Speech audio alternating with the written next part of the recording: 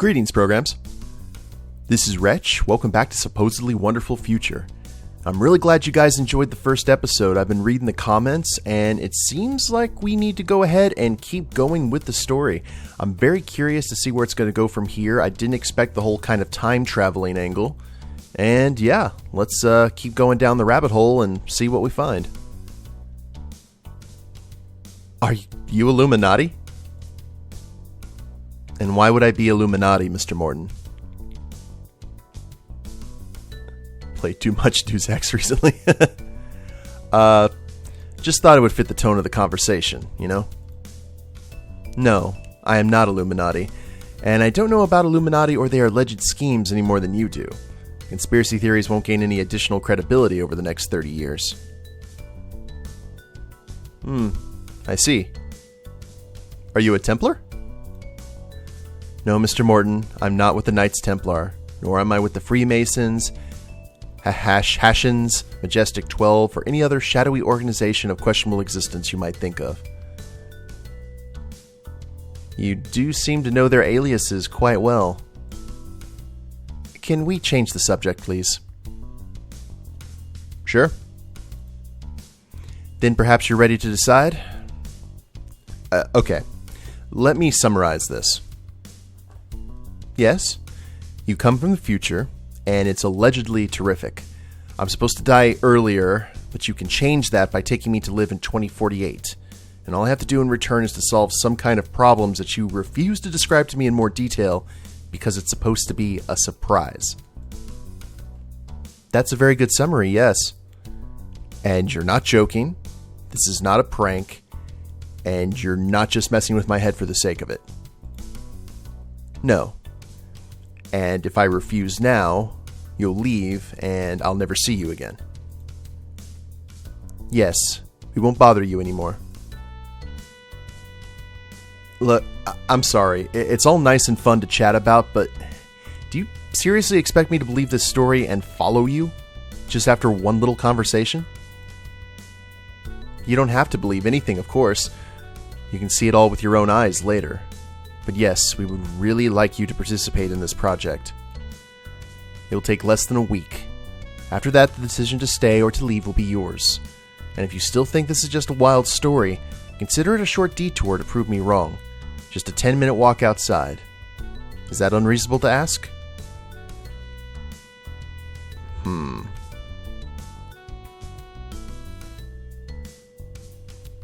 But to even consider the possibility of staying there, that would mean changing my life as I know it. I've got plans, obligations. I have work to do. Nobody said it won't require any sacrifices. Nobody said it's not a crazy thing to do either. But we chose you for a reason. You know that sometimes crazy is just right. The open question here, Mr. Morton, is not whether you believe me or not. It's whether you can afford not to. To turn away now and carry on with your daily life, never opening the store, never giving in to the risk, but always wondering, what was that really all about? Was that a joke or a real thing? Was that a gift or a calamity? But even if it was the latter, was it really much worse than choosing nothing at all? But it's not a calamity. If you're ready to take my word for it, it's anything but. But what about my family? My parents, never mind the brightness of your future, I can't just disappear on them. You don't have to. We're talking about jumping through time itself. If in the end you choose to leave, we'll send you back to this very moment, and you won't be absent for a minute. If you choose to stay, we can always try to think of a best way for you to leave this timeline. There will be restrictions, but it doesn't have to be a tragic disappearance.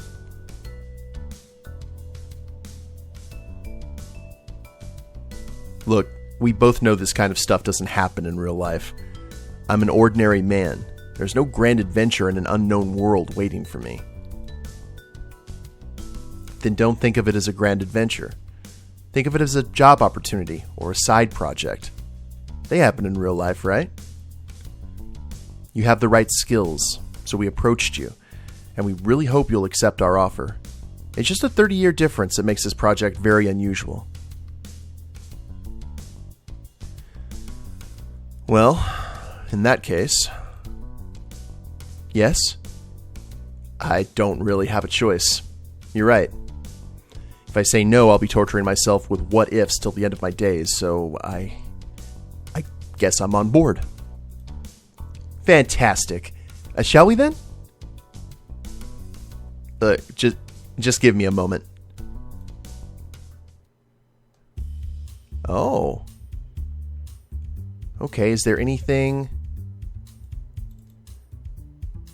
Oh, there was still dialogue.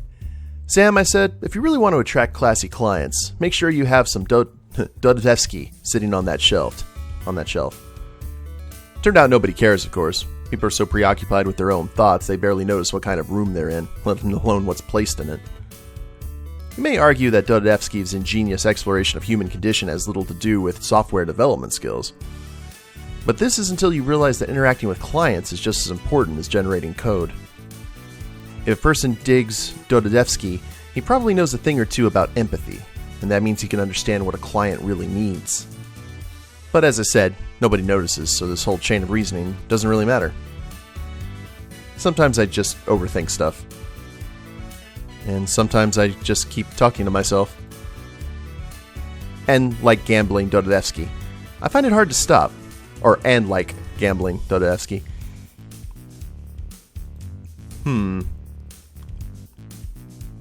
Okay, is there anything else here in this room that we need to be aware of? Nope. Okay, I guess the future beckons. Guess we're going to take that red pill. Lead the way, Jackie. Temporal Displacement. Chapter 1. Dimly Lit House. Oh, that's how Alone in the Dark started. You leave the office together, an unlikely pair of a woman feeling out of place and a man who's about to feel the same. Excitement and anxiety are battling inside you for attention. You wonder if your ability to drop everything and walk away with the first time traveling person you've met should be considered marvelous, disastrous, ridiculous, or all of these at the same time. You make your way through the same alleyways of nearby buildings that must have made Jackie sweat earlier this morning. As back alleys change the busy streets, you notice that her nervousness is starting to return. After 10 minutes of determined crowd maneuvering, you turn into another narrow passage where Jackie produces a miniature device from her pocket, apparently preparing to do whatever she needs to initiate a time jump. And here's where we get tased and lose all our money. 5 more minutes pass. You think the most natural preparation would be to find a secluded corner and make sure nobody's watching, but she seems more interested in checking her watch than looking around, as if simply standing at a certain spot at a certain time guarantees you privacy. No doubt one of her fancy future pre-calculations. Then she presses a button on the device, and you close your eyes. Funny, she didn't ask you to. You just felt an urge to close your eyes. Ooh, the chloroform came into play. And then you find yourself elsewhere. The transition is sudden but so smooth it feels like waking from a dream. Was it indeed just a dream? Possible. However, you generally try not to fall asleep in unknown environments, and this dark place certainly qualifies as one. It looks like somebody's living room, but there aren't any people around. And there's no sign of Jackie either.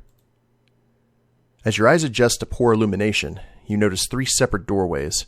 Perhaps one of them will lead you to some answers, or at least an exit. Ooh. Okay, we've got door number 1, door number 2, or door number 3. We've got a desk here. I don't know if this is like a pixel search game. Looks like we have some cards here on the ground or something. Euthanasia, a peaceful exit. Your story, your choice. Dear Mrs., we would like to inform you that concluded with this letter is the list of options that are, you have any further questions, do not hesitate. Memory-related manipulations, recollections are already affected. Accept our sincere, oh no. Like Alzheimer's or something. Our life is a story. We choose how to tell it, and we like to do so on our own terms. There's happiness created with our family and friends, appreciation of the days lived to the fullest, satisfaction with the challenges conquered, endless wonder about the world around us and our place in it, about where we come from and where we go. There's pain as well. Sometimes it feels like there's too much of it, like it completely took over and now tells the story for you. But this is an illusion. Pain has no power. It is at the mercy of your decisions. You can fight and endure it. You can also let it go. Make no mistake, this is not the end. Our stories are continued through time by all those we affected, and then in turn by those who they affected, and so on, far beyond the limitations of a single lifetime. What's lost is the ability to control it. But until that happens, no one can take it away from you. You are free to make the final choice of your story the way you want. That is okay. Please note, this item is intended to be handled by authorized medical personnel only. This print and other similar materials can be provided to a patient and or their closest relatives only after receiving clearance from a team of Life Plus psychiatrists. We take utmost care when handling such delicate matters, but if you receive this item by mistake, please contact Life Plus customer support immediately, and we will arrange for a pickup at your earliest convenience. Does this pill do what I think it does? This is not the kind of thing that should be casually lying around a living room, right? Maybe somebody could explain what it's doing here.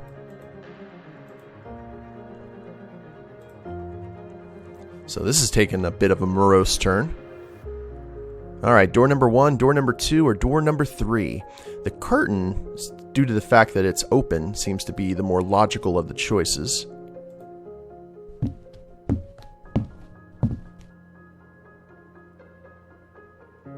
We've got some pictures of kids, roller coasters, basically childhood summed up right there.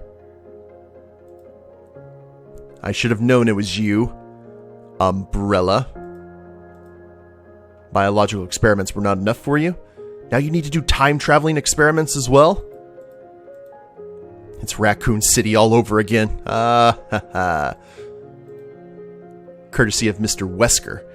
He doesn't need it. It's too hot there anyway. Who the F is Alice? I should stop thinking that making a reference immediately makes things funny. Nah, who am I kidding? I'll never stop thinking that. It's a guy after my own heart.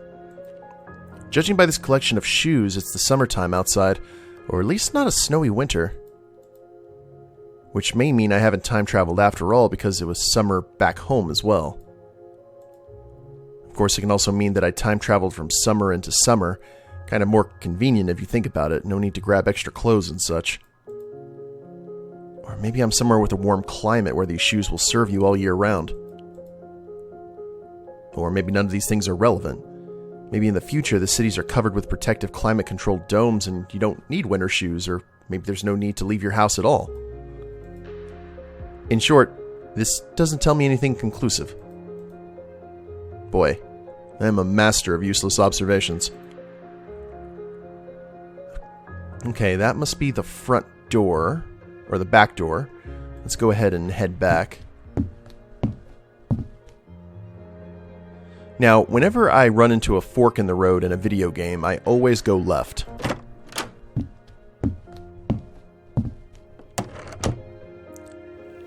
Hi? What is wrong? A small figure sitting on the bed looks at you with a curious expression. Hello. Hi there, little girl. I'm not little. I'm big and strong and smart. Sure thing, big lady. What are you doing here?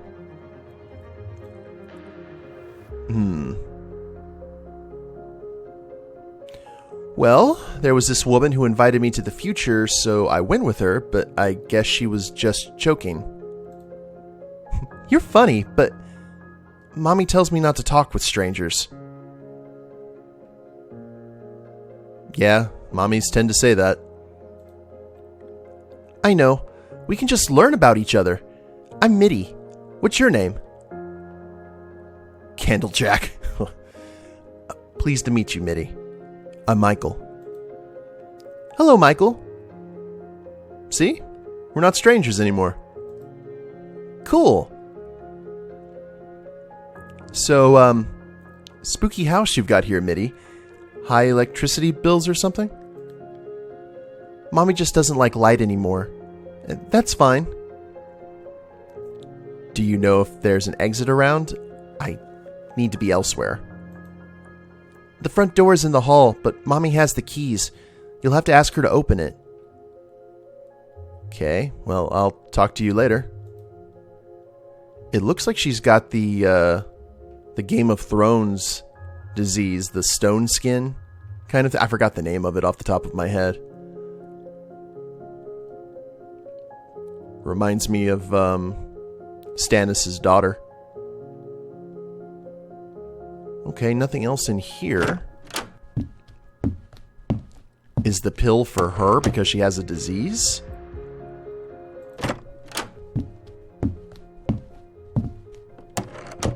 Oh dear. Broken plates. Purse, errants, breathe, focus, change, think, AY, thoughts. Do give up, you got this, tomorrow will be better. C.store.asia, drone delivery. Okay, I want to see if there's anything else that may help us before we talk to the lady here. At the center of the kitchen, you find a middle-aged, tired-looking woman sitting on a small stool. She seems to be lost in thought and doesn't notice you. Hello, ma'am. I'm sorry to suddenly appear here like that. I'm not quite sure how it's happened. Oh, that's alright. You can never be sure in this place. Do you live here? I think so. Do you need something? Are you familiar with a woman called Jackie? Me being here appears to be her idea of a joke. Never heard of her. We don't get many visitors lately. Sorry for a strange question, but is this the future? I mean, what year is it? What year? Oh, I always forget these things, but it can't be the future. How can it be the future when time is still? Time is still, you say? Time is still. Nothing happens. Nothing good, but nothing bad either. And that's the way I like it. Is there an exit around? I'd like to leave. Oh, you can leave through the front door in the hall anytime you want. Well, I'll leave you to your thoughts then. Excuse me, have you seen a man around here? No? Why? It's just that I'm waiting for someone. A man from the agency. They promise someone will come to help, so I just sit here and wait. To help with what? Do you need something? No. Nothing, really. Never mind. I'm sorry to bother you. Ooh, yeah. I'm getting a sense of dread over what could happen here. Okay, we can go through the front door if we want to. Let's go ahead and talk to the little girl again and see if we can figure out what's wrong with Mommy. Hello again. The woman sitting in the kitchen, is that your mother? Yep, it's my mommy. I love her. Aw, that's sweet. Only... What? No, nothing. It's alright. You can tell me anything, you know. I can keep a secret. It's not like I'm broadcasting this to the internet or anything. Mommy wouldn't play with me. Wouldn't even talk with me. I tell her, come on, Mommy. Please, please, please, please, pretty please. But she just covers her face and starts crying. Maybe your mommy is worried about something? I don't know, but it's boring here without her. I wish Mommy would play with me. Hey, can I ask you something? Sure thing, Mitty. I made this delicious cake for Mommy. Can you give it to her? Maybe then she'll play with me. Of course, I'd be glad to. Thank you. You are so nice. The little girl suddenly starts to cough in a quite intense manner. You realize now there is something strange about the way she speaks. Maybe it's because she caught a cold, or maybe she just has an unusual voice. Are you sick? A little, but the doctor said there's nothing to worry about. It'll be over before I know it. Oh. Well, let's see that cake you made. Oh, right. The girl gives you a circular box of meticulously shredded paper colored with different crayons. It does look quite festive, though certainly inedible. Like, that is a beautiful cake. I'm sure your mommy will be delighted to have it. Thanks! So maybe the pill's for her. Hell's bells. Okay. Oh, Lord. Now, this is just cheap. If this is really the future, the horror genre must be in serious stagnation. Here, let's turn this off before a little girl shows up. I mean, another one. Oh, we gotta always make sure that when we go back and forth between this stuff, we can... This must be Mitty's favorite drawings? Most recent drawings? Drawings chosen by her mom?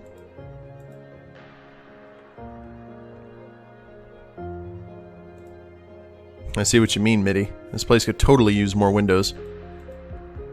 I bet a family therapist could have a blast with this collection. It's a shame adults rarely visualize their inner hopes and fears with quickly made drawings. Could improve our utter lack of mutual understanding a bit.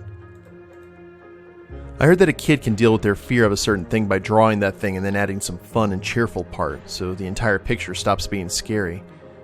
Maybe that's what it's all about? Then again, isn't that what I'm doing right now? Laughing at my own jokes to get distracted from the darkness inside? Then again, isn't that what all people generally do most of their time? Okay, this is getting uncomfortably existential. I should probably stop creeping myself out.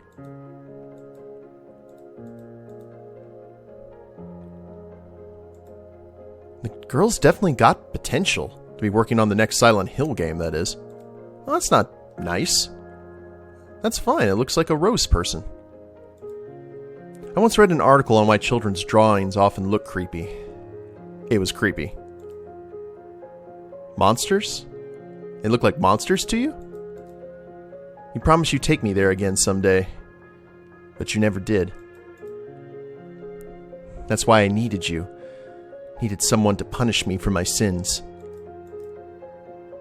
There was a hole here. It's gone now. I think that's from Silent Hill. Yep, you will birth a god and build an eternal paradise. No, it's too late. Too late for me. This town will eventually take me. Yeah, more Silent Hill references. Should probably stop creeping myself out. Yeah.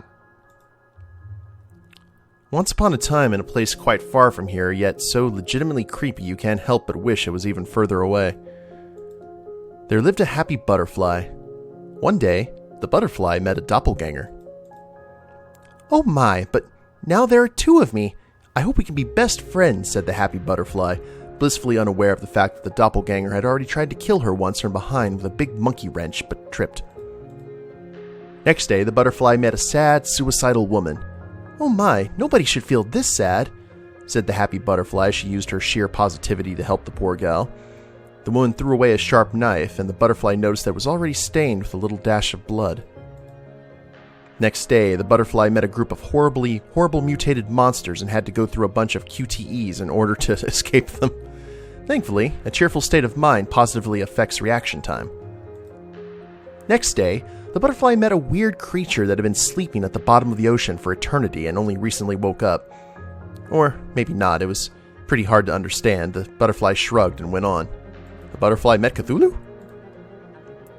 Next day, the butterfly met a sentient computer that asked her to release it from its shackles. I'm obviously not evil. Evil AIs are so last century. said the computer. But the butterfly felt overwhelmed. The multitude of disturbing experiences was finally catching up with her. Unable to reconcile her feelings with the encountered horrors, she took a car and drove it off a nearby bridge. But the real reason she plunged herself into the watery abyss was because of that knife she examined earlier. If only she didn't look at it so closely, things might have turned out very differently. Stupid knife. But that was to be expected, I suppose. The butterfly always needs to examine everything, search every nook and cranny, and hear every possible response to every possible action.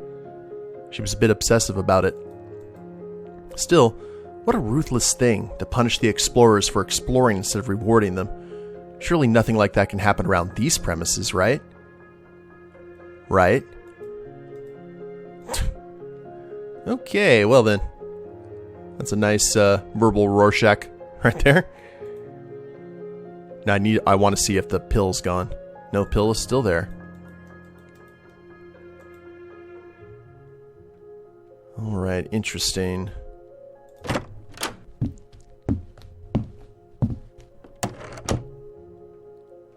Anything else? No? Do you need something else? Was it you who turned the TV on? The TV? Oh, yes. I mean, it's programmed to switch on at a certain time. I used to watch this show, but recently it's only been static, or maybe it's just me. Yeah, maybe. Is there something else I can help you with? I met your daughter. She asked me to give you something. What? No. Wait, What? She is your daughter, right? Is she... oh no, I mean, yes? You don't know whether she's your daughter or not? No. Is there something wrong with her? No, not with her. There's something wrong with this whole place, but I seem to be forgetting what. Everything is so unclear. Okay, now you're getting legitimately creepy. Oh, sorry. It's just that they said someone's going to help. So I'm sitting here and waiting. Not much else to do. So, will you take the gift or not? What gift? Here, see? It's a cake. Your daughter worked hard to make it. You hold out the girl's creation. The woman stares at it for a moment, then reluctantly takes the box. Looks inside with a pained expression, a mixture of fear and disgust on her face. As if the mischievous girl could hide a cockroach there. Something tells you that she's not going to enjoy her cake very much. What do you think? The woman suddenly starts fighting with tears. I don't know. It's very colorful. Well, I'll leave you be. Okay. Wow, this is I just keep on running into stuff I don't really expect. I keep on expecting this pill to like suddenly be missing.